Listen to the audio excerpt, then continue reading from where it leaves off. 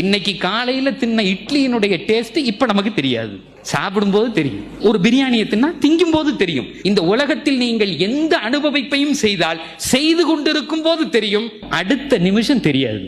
ஒரு விவசாயி பயிரை உள்ள போடுறான், அழகா வெளியே வருது, பாக்குறதுக்கு பச்சை பசேல்னு இருக்கு. கொஞ்ச நாள் கழிச்ச உடனே அது அப்படியே மஞ்சள் ஆகுது.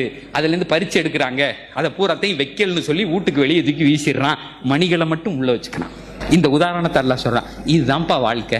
5000 ஸ்கொயர் ஃபீட்ல நீ வீடு கட்டி உனக்கு பிடித்தமான ஏசிகளை போட்டு நல்ல பெரிய 20க்கு 20 ரூம் போட்டு படுத்திருந்தாலும் திடீர்னு உடம்பு சரியில்லாம போச்சு, நான் நீ சொல்லுவேன் எனக்கு இந்த வீடு பிடிக்கலப்பா, என்ன ஆஸ்பத்திரி கூட்டு போன்னு நீ தான் சொல்லுவேன். இந்த வாய் தான் பேசும்.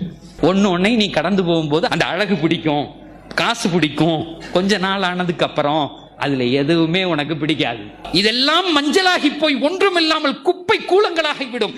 துனியாவை ஆகிரத்துல போய் பார்த்தா இப்படித்தான் தெரியும்னு வேதம் சொல்லுகிறது.